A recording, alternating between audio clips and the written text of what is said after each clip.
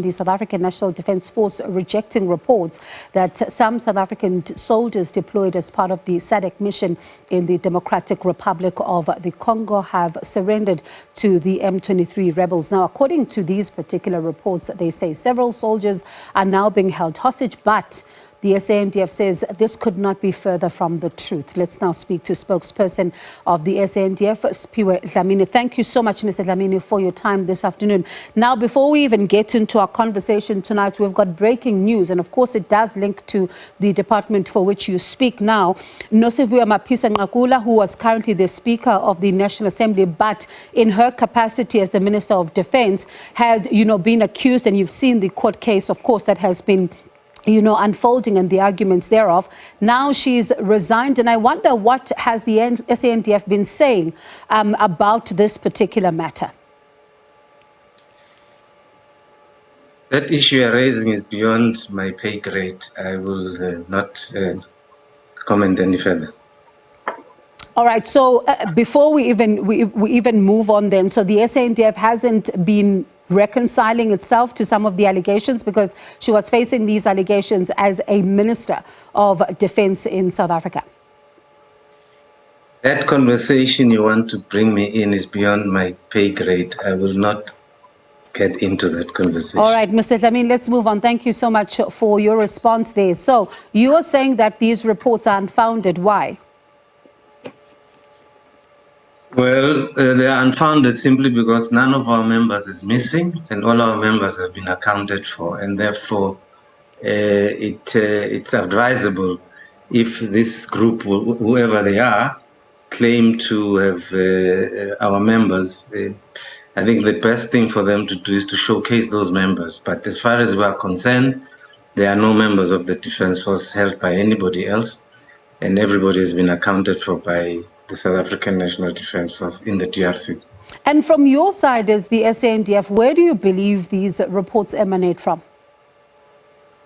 Look, during times of any conflict, and those that are involved in the conflict and those that are diffusing the conflict, there might be people that are not happy with the involvement of this country or that country. But this is a decision of the Southern Africa Development Community, which was taken late last year, where the summit, which was held in Angola, took a decision to support the government of the DRC in dealing with the insecurity, in particular of the Eastern DRC. And surely there would be those that may not be happy with that. And these days, wars are not only fought in the theater. Wars are fought on your internet, information, and your information technology.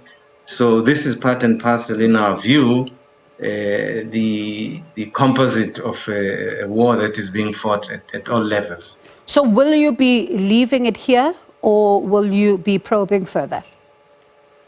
Well, we are appealing first and foremost to our members on the ground and the South African public at large to be wary of such reports, because these are faceless people. The article that we came across, at no point did it mention who wrote it, where was this written, and by where was it gotten from. It just simply says it's a national security news which is based in Washington. Where in Washington, we do not know, and we do take this very seriously, because it does have an impact on the morale of our soldiers, and we are going to deal with it as it develops. Mr. Dlamini, while I still have you, I'm sure you saw the reports by the City Press suggesting that the soldiers who were recently deployed in the DRC have to do without filled kitchens, for example. They say that, no doctors or nurses were sent with them. So in an emergency, they must depend on the first aid bag, for example, that medical orderlies carry with them. They also claim no bathrooms or toilet facilities, except for 6-pit toilets, among other challenges that they are said to be facing. Is this true? Look, let me. I'm sure the person who authored this article is very aware of how missions are conducted. This is a decision by a group of countries to help a sister country, and therefore the three countries that are troop contributing in this regard would have planned together with the Secretariat of SADC on what would be needed in that regard. It is important to note that the projection of any force of any type of operation is not a once-off event.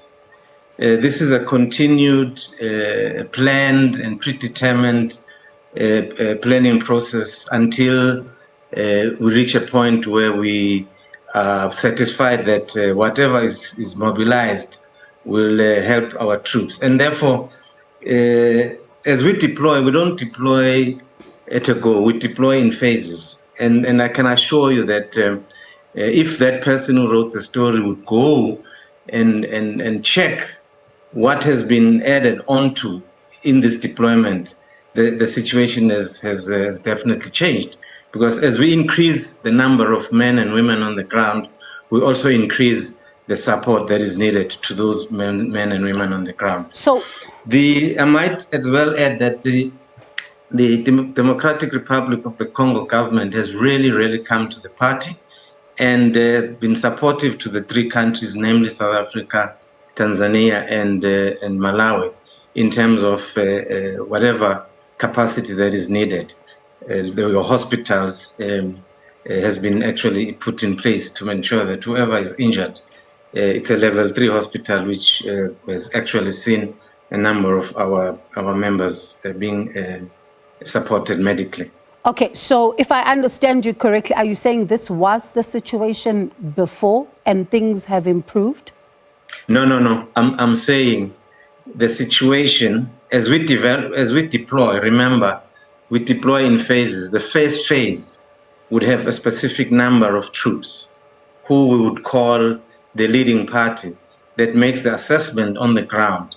The second phase would be an addition to what has already been on the ground.